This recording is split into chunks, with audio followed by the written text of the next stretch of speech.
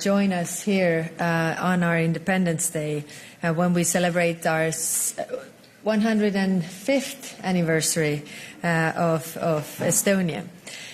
This means a lot to me, and it also means a lot to Estonian people, so thank you for being here. Let me start by sharing a thought by Diacedes. The secret to happiness is freedom, and the secret to freedom is courage. Estonia had the courage to fight for our freedom. The same applies to our Ukrainian friends. Their fight for freedom today is a reminder that freedom is not given and it needs constant care. Freedom also needs friends and partners. 31 years ago, when Estonia restored its independence after the Soviet occupation, we set as our foreign and defense policy motto, "We are never alone again." Jens, Ursula, your presence here today is its embodiment. Estonia is a proud member of the European Union and NATO. NATO and the European Union are the cornerstones of not only our freedom and security, but that of the whole Europe. Grey areas, however, create instability and lead to war. They must become the thing in the past. That is why Ukraine's place is in the European Union and after the end of the war also in NATO. For Estonians, the 24th of February has always been about celebrating freedom. We know that freedom comes at a price. You need to fight for it. Allied presence here in Estonia contributes every day to the security of our country and the alliance as a whole. But Estonia takes its own part of the burden increasingly seriously. We have been significantly boosting our defense spending. It's nearly 3% now. The will of the Estonian people to defend our country is unwavering. The number of volunteers who wish to contribute to national defense has considerably increased. Today, Ukrainians are showing unprecedented courage and commitment in defending their country. The free world needs to show the same courage and support to Ukraine until the last Russian soldier has left Ukraine. Ukraine must win and the aggressor must be pushed back. For this, we must also believe in Ukraine's victory. Ukraine needs enough weapons and ammunition to win the war. That is why I propose that EU member states jointly procure ammunition for Ukraine. During the pandemic, we were able to react quickly to jointly procure vaccines. Let us act quickly now and send more ammunition to Ukraine. We must keep in mind that the threat Russia poses is a long-term one. In addition to the conventional war, they are also waging a hybrid war to create chaos and divide us. All European countries need to invest more in their own defense and resilience. We cannot be afraid of Russian terror tactics. If we fall for Russia's threats, we will wake up in a much more dangerous world. Ukraine and Russia's other neighbors are not afraid. So why should those countries who are further from Ukraine be afraid?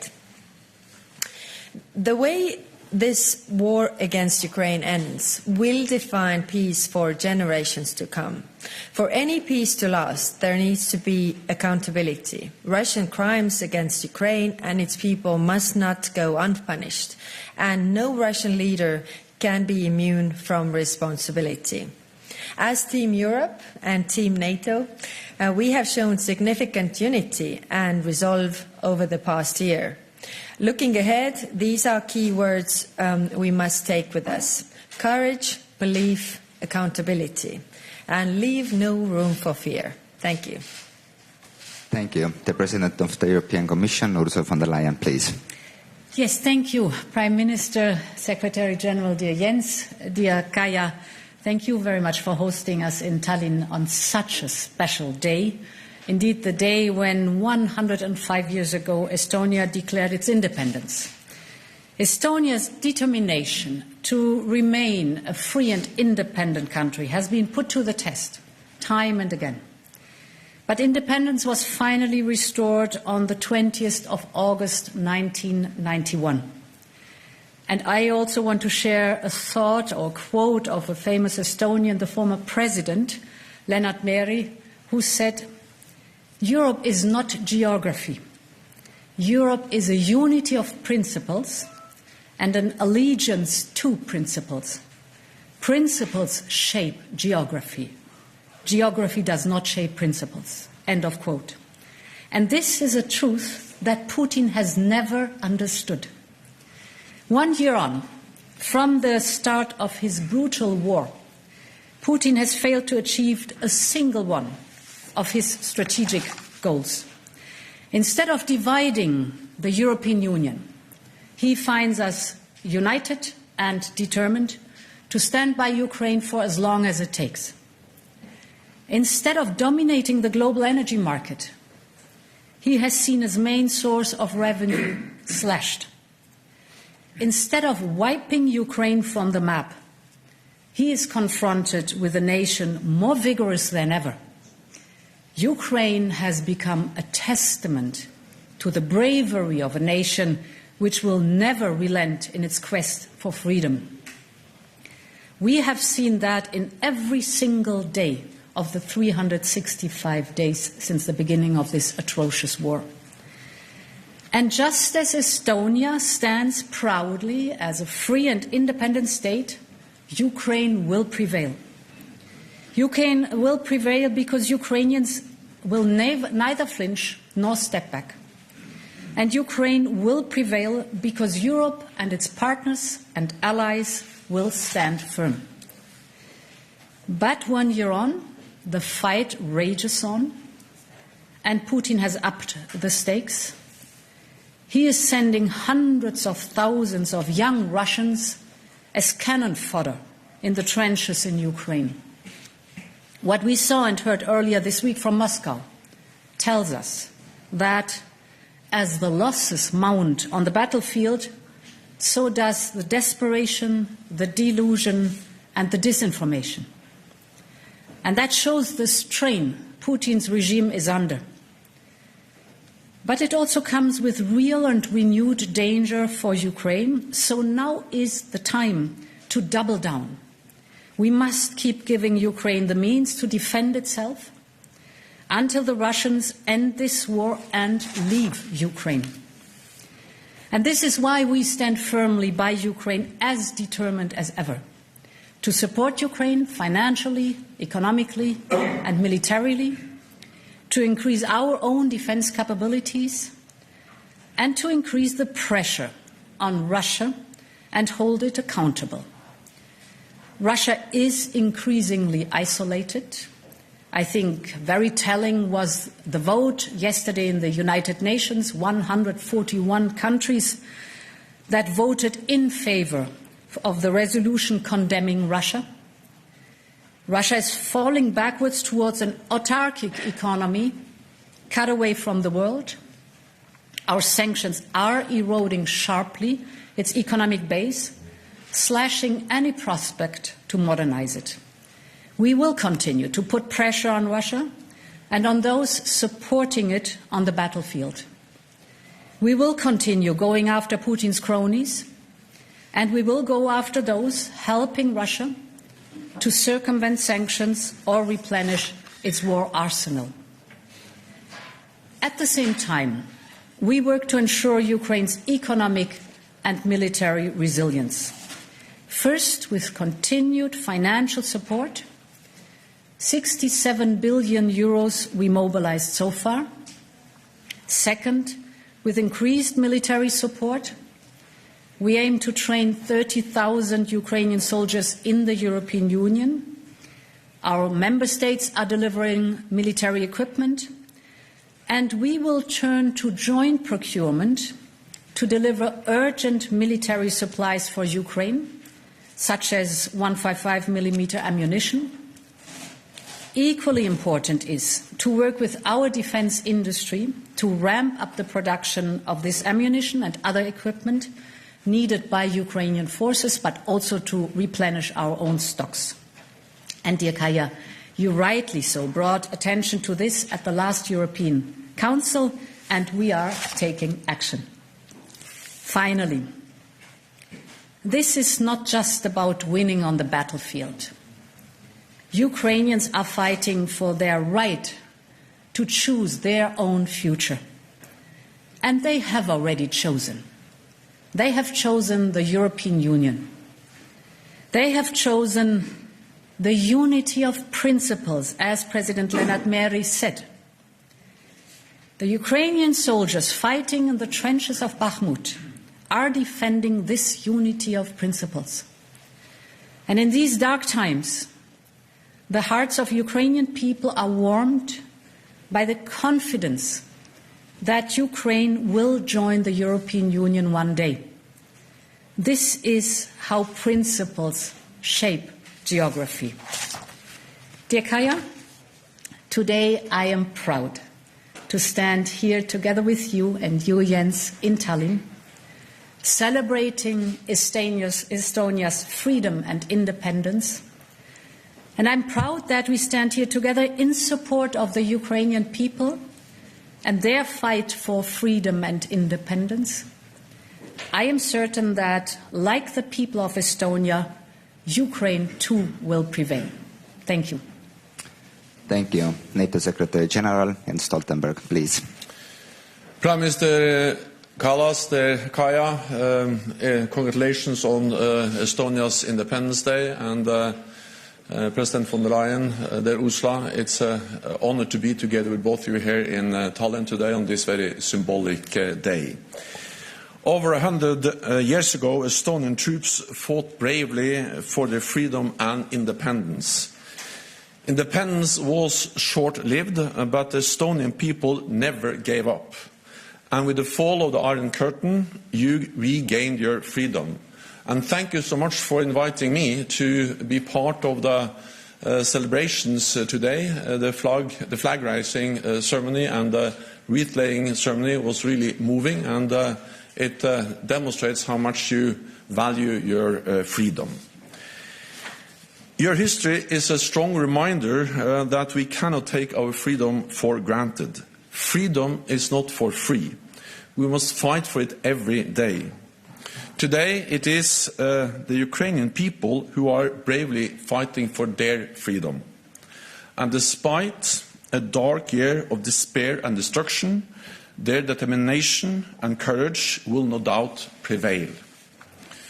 1 year ago, President Putin launched his full-fledged invasion of Ukraine, an illegal war of aggression, in blatant breach of basic international rules. He wanted to break the will of the Ukrainian people, and he wanted to break our unity. President Putin failed. Ukraine stands, and NATO and the EU stand with Ukraine. Yet Putin has not given up his goals. He wants a different Europe where Russia can dictate what neighbors do. He is not preparing for peace. He is preparing for more war. So we must give Ukraine what they need to prevail. Some worry our support to Ukraine risks triggering escalation. But there are no risk-free options. And the biggest risk of all is if President Putin wins. Because the message to him and other authoritarian leaders would be that they can use force to get what they want. That will make the world more dangerous and us more vulnerable. So supporting Ukraine is not just morally the right thing to do, it is also in our own security interest. That is why NATO allies are providing unprecedented support to Ukraine, working hand in hand with the European Union. Again, Estonia is leading by example, providing more military aid as a share of GDP than any other country. NATO presence protects the space for allies to provide this support. Since 2014, we have significantly reinforced our presence and readiness, from the Black to the Baltic Sea, including here in Estonia. NATO's multinational battle group in Tapa, led by the United Kingdom, deters aggression. Fighters from France and Germany help protect your skies. And NASAMS from Spain will augment your air defenses. All this sends a clear message to Moscow. NATO will protect and defend Estonia and every inch of Allied territory. Our Article 5 commitment is ironclad. All for one and one for all. And at our Vilnius summit in July, we'll take further steps to strengthen our collective defense. We also see progress as regards the historic accession of Finland and Sweden into our alliance, two close neighbours of Estonia. 28 out of 30 allies have already ratified the accession protocols. I had good discussions with President Erdogan in Ankara last week. We agreed to restart the talks and to convene a trilateral meeting between Finland, Sweden and Turkey at NATO headquarters in mid-March under my auspices, to discuss the implementation of the agreement made last June and how to complete the accession process. And it is good that the Hungarian Parliament will start ratification process next week. Our aim is for both Finland and Sweden to join as soon as possible.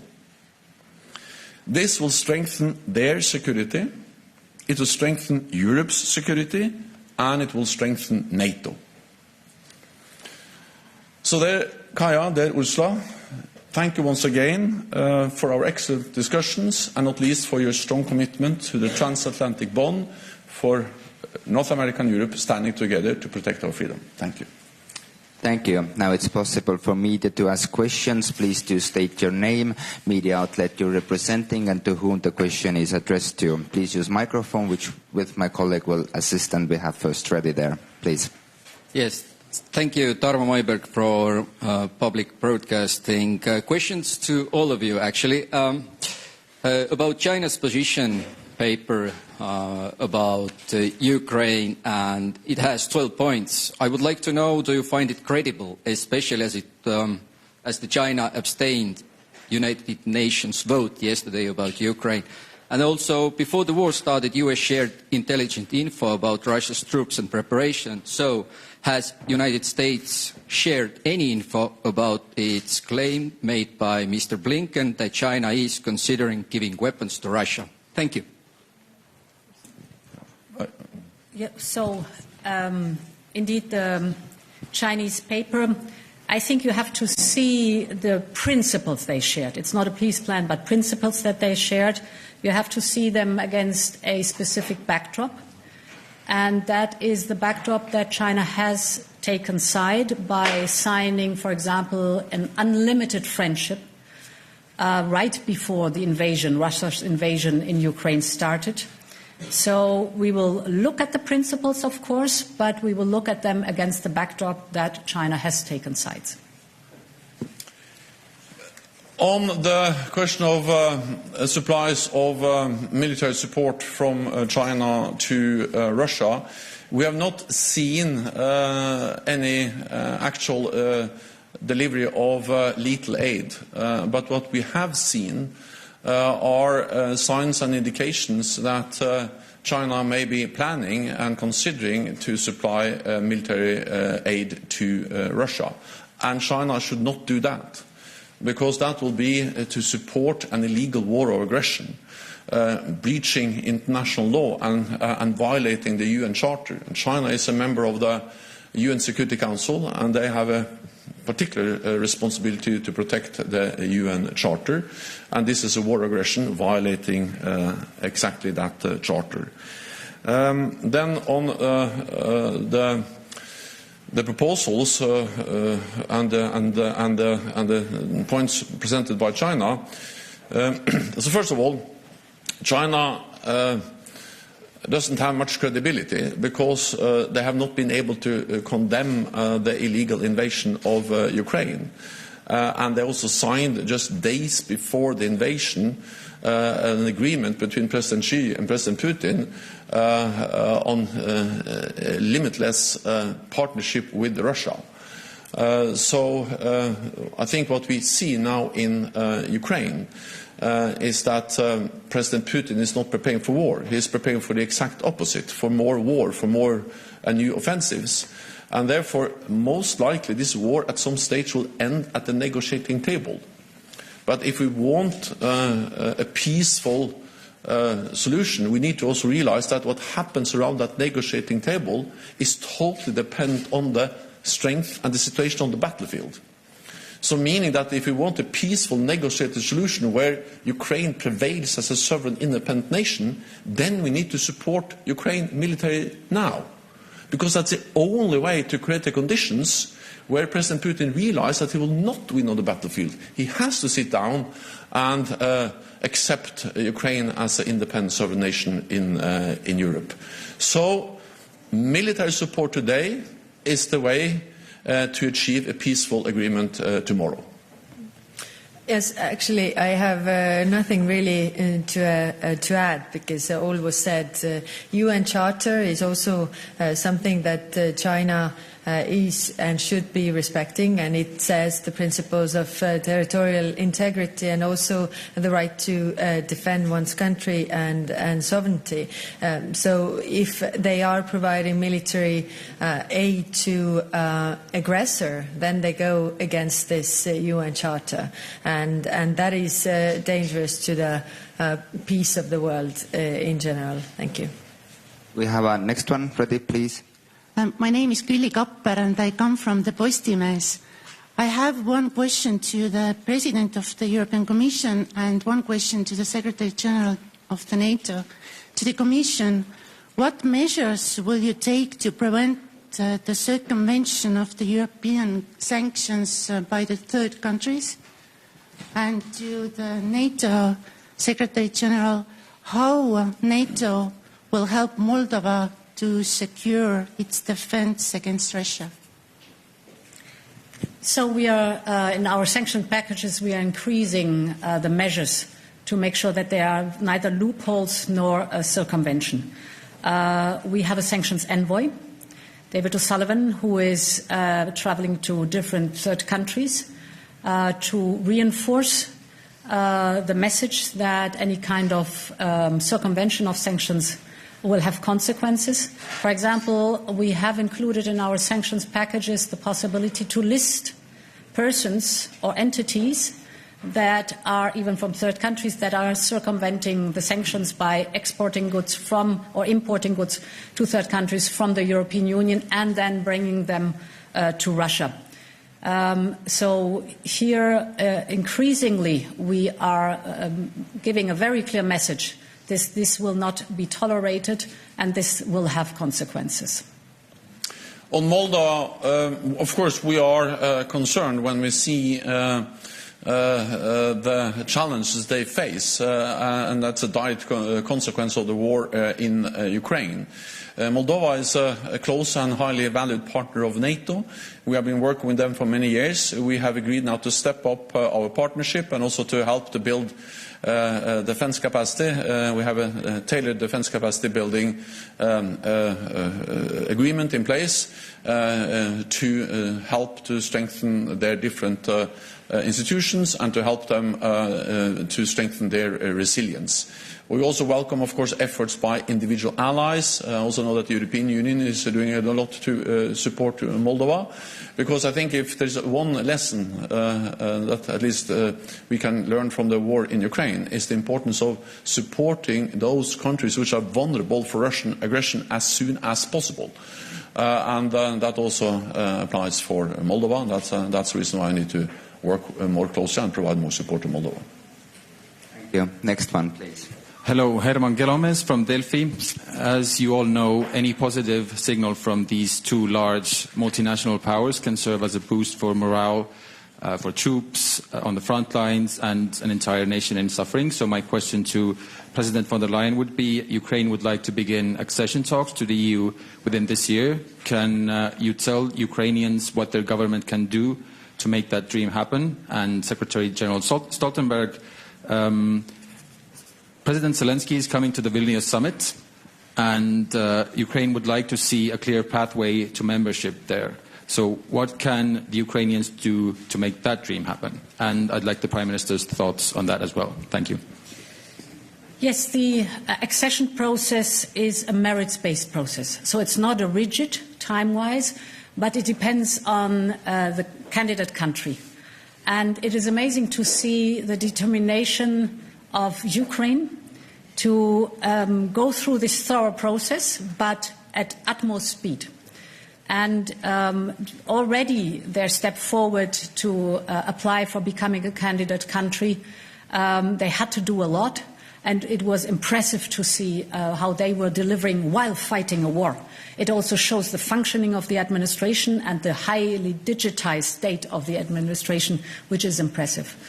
Therefore, it is, of course, in the hands of Ukraine how they perform, how they reform, how they improve the status of their country, with strong support from the European Commission, because this is our task, to advise and to support and to help as much as possible on that.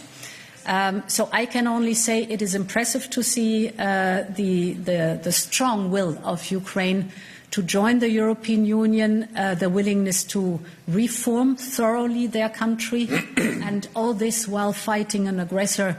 This is outstanding. It's in their hands. We will have, as a process, an oral presentation of the progress in spring to the member states, but more important is the report in fall that summarizes for all candidate countries in the accession process their progress during the year. And I am confident that Ukraine will excel in this report in the fall that then will be presented to the member states. I invited President Zelensky to attend the NATO summit in Vilnius in July. I really hope that he can be there in person, but of course it depends on the situation, because he is in the midst of a full-fledged war, invasion of his country. NATO's position on membership for Ukraine remains unchanged. We have stated several times that Ukraine will become a member of the alliance. At the same time, we all realize that the first step to ensure that that will happen is to ensure that Ukraine prevails as a sovereign, independent nation. Without a sovereign, democratic, free Ukraine, the membership will not be an issue at all. So all our focus, all our efforts is now on ensure that Ukraine prevails, that Putin doesn't win, because then there will be no issue of membership for Ukraine. Then when this war ends, then of course we need to ensure that history doesn't repeat itself, because there is a pattern of Russian aggression. Georgia in 2008, Crimea and Eastern Donbass in 2014, and then the full-fledged invasion last year. And we need to make sure that when the war ends now, that Russia is not able to continue to chip away at European security, and we need to break this cycle of Russian aggression. This will be about enabling the Ukrainians to have strong armed forces themselves, so they can deter aggression themselves. But it will also be an issue of creating the framework and the political framework that sends a clear message to Moscow that they cannot continue to attack an independent, sovereign, democratic neighbor, Ukraine. So we need to help Ukraine move forward on the Euro-Atlantic path. Ukraine is part of the Euro-Atlantic family, and the first step is to ensure that Ukraine prevails as a sovereign nation. To add to that, grey areas are a source of conflict and war, and that's why NATO has been the peace project. We have to believe in Ukraine, and therefore we also have to give military aid so that Ukraine can defend themselves, and then when the war is over, then move on with the open door policy of NATO. Thank you. Next one, please. Maris Elrand for German Public Broadcaster ARD. Question to the Secretary General. You mentioned talks with Turkey How can NATO act on Turkey in order to speed up Sweden's joining process? So, first of all, this is a priority for NATO and for me. And I'm confident that both Finland and Sweden will become full members of the alliance. Second, I have just met with President Erdogan, and of course we discussed also how we can make progress on the accession of Finland and Sweden, and we agreed to restart the talks, to convene a meeting in Brussels at the NATO headquarters with Finland, Sweden, and Turkey, and we need also to understand that so far this has been the quickest accession process in NATO's modern history. Finland and Sweden applied in May last year. Already in June, 30 allies, also Turkey, decided to invite them. And we also, all 30 allies agreed, including Turkey, on the accession protocols, and all 30 allies have signed these accession protocols. Then 28 out of 30 allies have already ratified in the national parliaments. The Hungarian parliament had declared that they will start the accession process, also the discussions and the decisions next week. And then on Finland and Sweden, I cannot guarantee you any specific date, but on Finland, Turkey has made it clear that they don't see any problems with ratification. With Sweden, some issues still remains. I have made it clear that both Finland and Sweden have lived up to their commitments they signed up to at the NATO summit last year. So I think the time has come to ratify both of them now. But of course, Turkey has another position, and then we have this trilateral mechanism to address how to ensure that the accession process continues to move forward. And the most important thing is not whether Finland and Sweden joins exactly at the same time. The most important thing is that they join as soon as possible. You can briefly add one more thing, and that is that we need to also understand that Finland and Sweden are in a total different place now. They're much more secure now than before they applied. Because as part of the accession process, they have now been integrated more and more into NATO's civilian and military structures, defense planning, capability targets. We exercise more together. NATO has increased its presence. Different allies have also provided bilateral security assurances. So it's absolutely inconceivable that Finland or Sweden will be faced with any military threats from Russia without NATO reacting. So we are making a lot of progress. We have come a long way already, and I'm confident I will also finalize this process. So, and time for final question, please. James Bayes from Al Jazeera. Secretary General, I've already asked you this once this week, but please, can you tell us what evidence you have that China is thinking of giving weapons to Russia? And to all three of you, I know this is the final question, so very quickly and directly, you're here for Estonia's independence, but what message directly to President Putin do you want to send today about Ukraine's independence? Well, we are monitoring closely what China is doing, and we have seen signs that they may be considering and planning to send lethal aid to Russia. This will be a very big mistake. This is very serious, and that's also why the United States and other allies have conveyed so clearly that this should not happen. Then briefly on the message to Moscow. The message to Moscow is that President Putin started this war. President Putin can end this war today by withdrawing his forces. If he doesn't do that, we will stand by Ukraine for as long as it takes. And allies have provided unprecedented level of military support to Ukraine because this is about Ukraine. It will be a tragedy if President Putin wins for the Ukrainians, but it will be dangerous for all of us. And therefore, this is in our own security interest to ensure that Ukraine prevails. Ukraine is not only fighting for its own independence and territorial integrity, but also for universal values.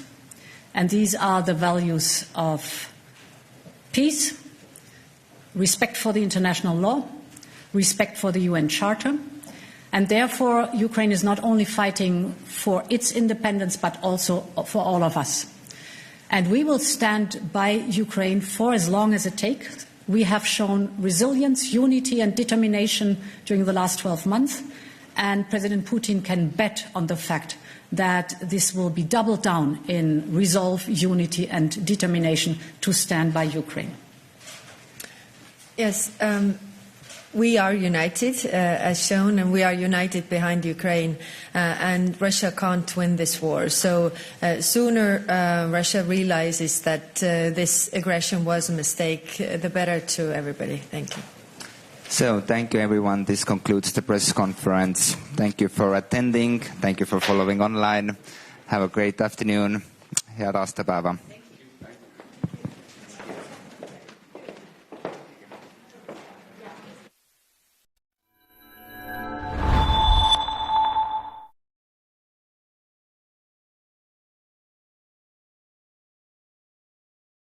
Thank you.